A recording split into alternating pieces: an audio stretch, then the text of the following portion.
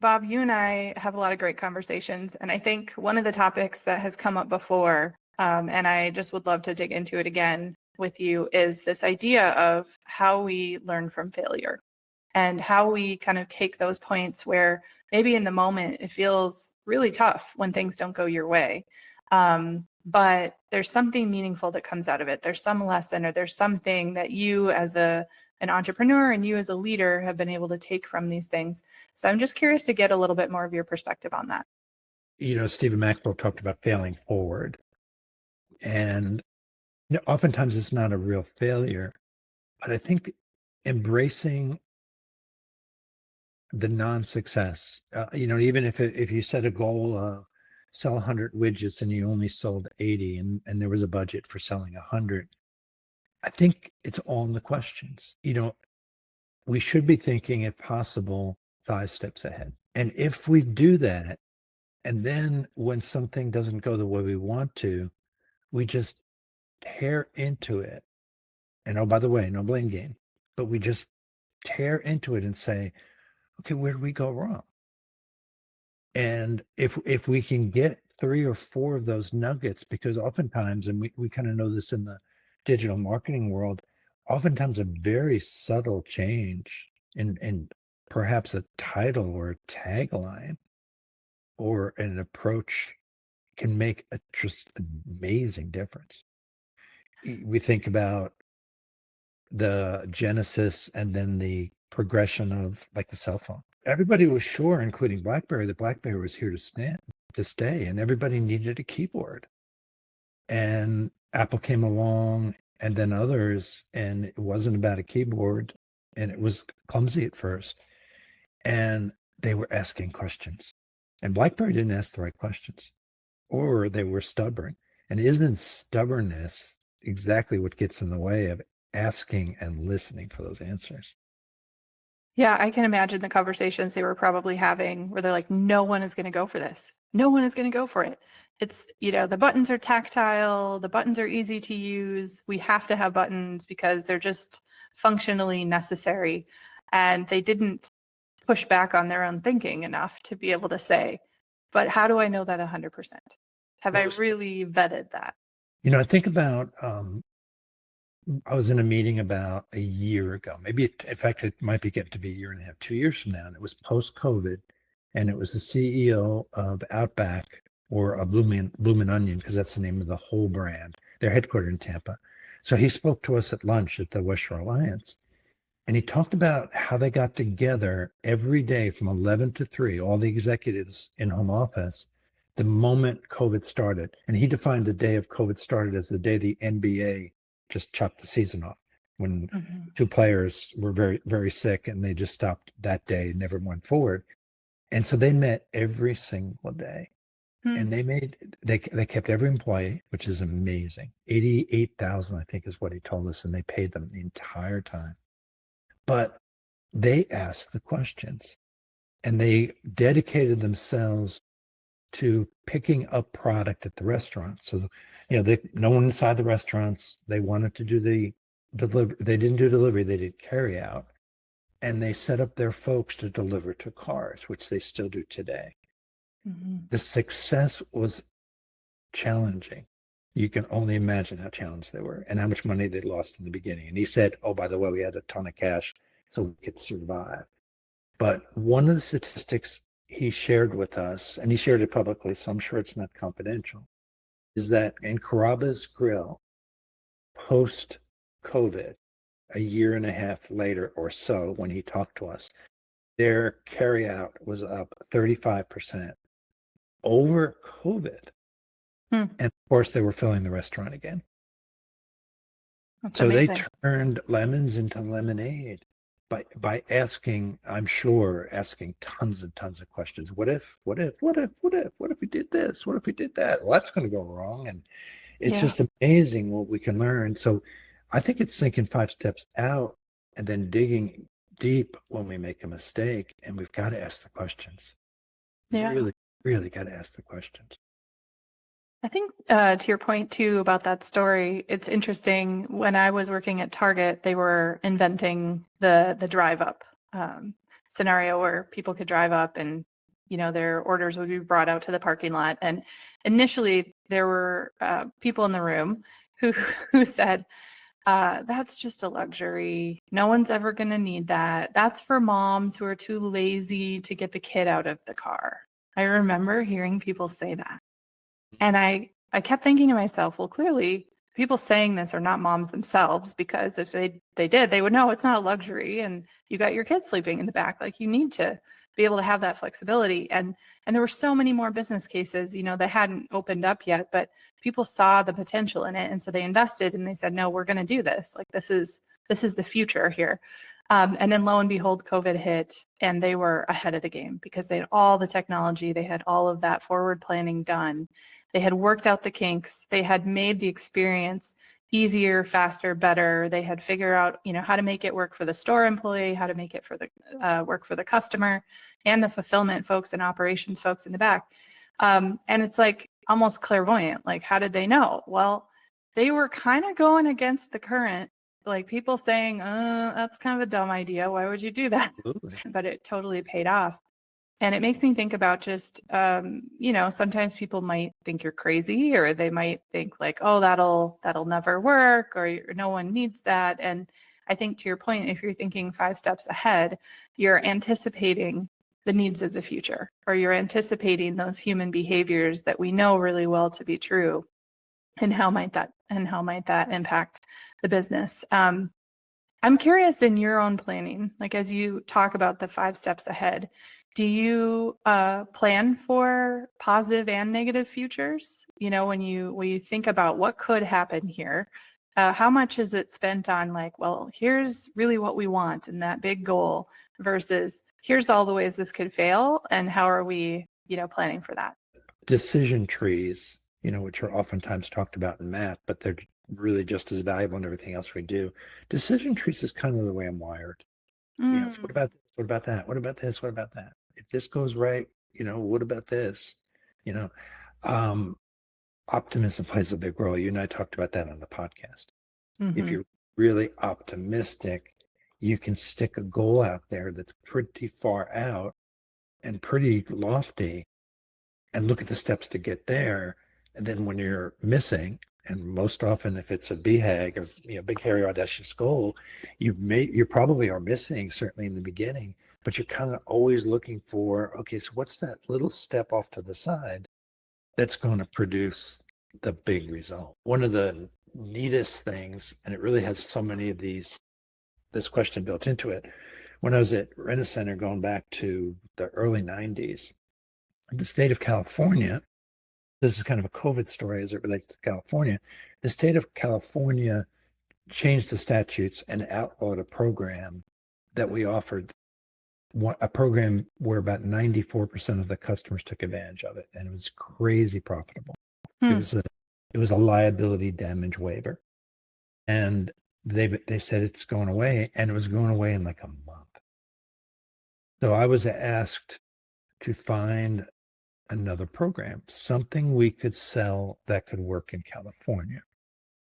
And I went off with one of my managers, and we worked at looking at vendors who could put together a club program or membership program that would be okay to sell in California. And we found a vendor. They put together a program. California prospered, and we didn't have a whole lot of attorneys involved in California. The program was legal. So we sold it. Got to 90% almost immediately. Wow. But then as California unfolded, and we had a couple of the franchisees that I worked with who tried it, it prospered. So I put together some spreadsheets, old-fashioned spreadsheets, sat in a staff meeting with one of my bosses, who was the good, the bad, and the ugly. He's a good friend to this day, but he was a boss that on a good day, he was the best, and on a bad day, he just wanted to grab him by the shoulders and shake him. And I presented these spreadsheets for the entire company, taking this program and going forward with it, because it was more profitable. And he looked at him and he said, "This is not your job, Bob." And I had the spreadsheets in my hand, and he was sitting in one end of the table, I was the other. He was the vice president, I was the director. There were about 8 or 10 other people there, including admins. And I threw the spreadsheets at him and I said, but at least effing look at them. He took the spreadsheets, and it's the kind of boss he was. So even though he was probably not as polished and right then as he could be, he was smart enough to look at spreadsheets, and he took them to the CFO of the company. And this is a company with 1,500 locations, plus or minus at that point. And the next thing you know, we are rolling this out to the entire company. And every single executive in the company's MBO, or managed by objective, included making the program work in every state. Hmm. So, and the first time I brought it to the staff attorney, he said, we can't do this. We're going to be selling an insurance program, and we can't possibly license all the people on the counter. And I said, yes. And he said, we can't do it. And I said, well, it's based on building an association where the association actually sells the insurance for the $1,000 accidental death and dismemberment. And bottom line is, within about 2 or 3 weeks' time, he had come up with a way that we could offer it to the entire company as well. It's just all kinds of decision tree type things. It sounds like it's also, though, having quite a bit of backbone in those moments where you know that something is right or it's going to work, and having that conviction. And when you got the pushback, you didn't just roll over and say, well, okay, I tried. Like you stood up pretty hard for your idea. Yeah. Boy, and that's a tough conversation, because I can think of that plus one other huge opportunity that the company finally took advantage of. And yet I also think of some of the things that I probably brought forward that I got my hand slapped and slammed to the ground that never made the light of day. And that can be career limiting moves. One of the challenges, a similar challenge to your point about fighting for what works, is we set up a collection program called PCP, Positive Collection Practices, in the rent-owned industry. And because I was working with franchisees at that time, about 180 locations, we ran with it, and they did really well. Like 60 or 70% more collected money than the rest of the company. So you think the rest of the company would be all over this, because most it was 180 franchises and called 1,000 corporate locations. Nope. Too much pride to take a program that the franchisees and lowly Bob Hoeffner, who's a manager at that point, put together. And so the politics were crazy. But one of the DVPs, one of the division vice presidents, who at one point ran the franchise department, said, you know what, I'm going to try this out in Seattle. And then he tried it in Denver. And it worked really, really well. And so after a long meeting where the other two division vice presidents said, we're not doing this, the CEO of the company said, we're going to do this, and we're going to roll it out at our annual meeting. We're going to add a date to our annual meeting. And Bob, you're going to train the entire company on this process. And it produced just an astronomical amount of money for the company. But politics, and yes, I heard initial, absolutely not. In fact, I heard, Bob, don't push it. You know, I had great bosses. Don't push it. You don't want to get your head chopped off. Yeah. There's definitely that fear. I can't remember the book, but where they talk about the middle management layer is often the biggest killer of innovative ideas, because they're afraid of upsetting the apple cart above them. And they see how people react to things, and they're like, ooh, don't go there. Don't go there. Even though, the ideas are probably very compelling and there's great rationale. And so it's interesting, like, in order to kind of get through those layers, you have to become vulnerable. You have to shed that safety layer, or even the people who are trying to keep you safe around you, to stick your neck out for something. And it sounds like there's this combination of, well, sometimes it works and sometimes it doesn't. And so you have to kind of build that tolerance for things not working or things not going your way, and not have it come back to you and say, well, my ideas aren't good enough, or I don't get listened to. Like, there wasn't a lot of self-pity standing in the way of you coming up with the next big idea to move that forward. Well, the two biggest ideas in McDonald's history came out of their franchise group. And typically franchisees are not allowed to do anything that corporate isn't doing. But they probably, one of them was one of their biggest franchises, Mr. Delgatti in Pittsburgh. And the other one was an Indiana franchise, I think. But they came up with the Egg McMuffin, but more importantly, Delgatti came up with the Big Mac. Oh, They were wow. all came out of the franchise community. Hmm. So switching gears, what about you? I think there's some examples just for me in pitching big ideas. So there was like courses that I pitched internally to try and help build skills across different, for example, innovation skills or things like that. And in another scenario, I was working at a place and I wanted them to open a new location, but it was kind of a big deal to open a location, and nobody was opening locations for hiring the team. But I knew that there was a ton of really great talent in that location. And in both cases, I think you put something out there in rough form and you get a lot of feedback on it.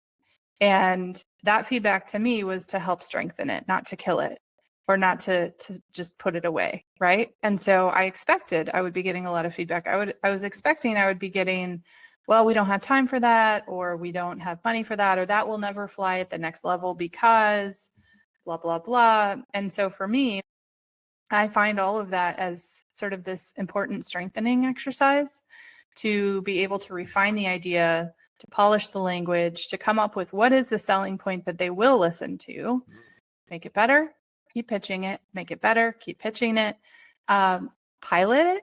I really love betas. I love tests and pilots and, small launches and things like that. So you can start to get some of that information back and say, look, it is working over here.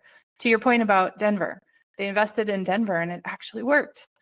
And I've seen that same thing happen really well over and over again when you just instead of trying to say, I'm going to influence this entire network all at once, this should be rolled out to everyone.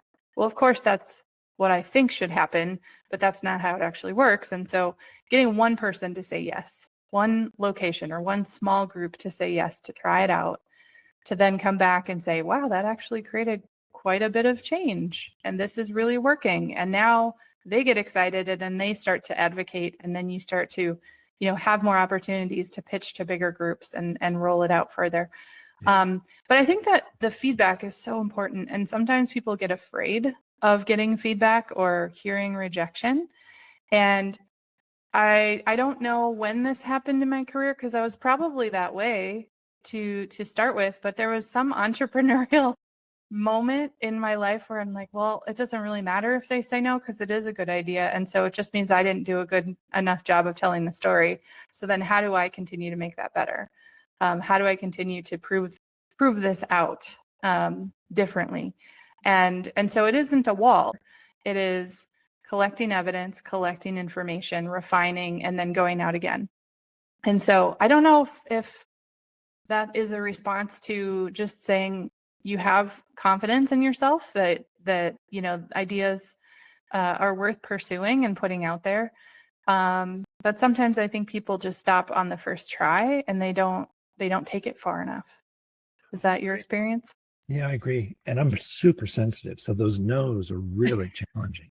To your point, if you ask deeper and deeper questions and definitely focused on a smaller group that can become champions of a new program, it definitely helps it work out. But getting kicked in the teeth is part of the deal. And I think for folks like you and I that have a presence in the bigger community, arguably some people would look at us as influencers. They think it was just this wonderful rocket ship to where we are today. Yeah. And it's not. A lot of it is one step forward, two steps back, or more likely one step forward and about 0.8 of a step back. And you're constantly working to find the right place and where you fit the best and where you can have the biggest impact. You oftentimes get kicked in the teeth. And one of those companies, I was told specifically, you're a director, Bob, and you started as a zone manager trainee, and we just don't see you as an executive at the vice president level. And oh, by the way, you don't have an MBA. Mm. like it or lump it. And those are tough days. Those are really, really tough days after having 8 or 9 years with that company, and then having the confidence to move on and have the next company make you a senior vice president, double your salary, give you a car, and all the fun things that go with that, and your career takes off in another direction. Mm. So yeah, I think there's certainly a lot of those elements in there, but vulnerability plays a part. You and I talk about vulnerability a lot. Mm-hmm. People ask me a lot of times, what is the number one attribute of a CEO or a great CEO? My answer is always humility. Hmm. Being humble enough to see the wins and losses and dig into the losses, not play the blame game. And we all do to some degree, but not look to play the blame game, but look for a solution. Yeah, and to know the solution can come from anywhere. And I think being able to listen to ideas that come from unusual places or places that haven't been vetted all the way through the chain, right?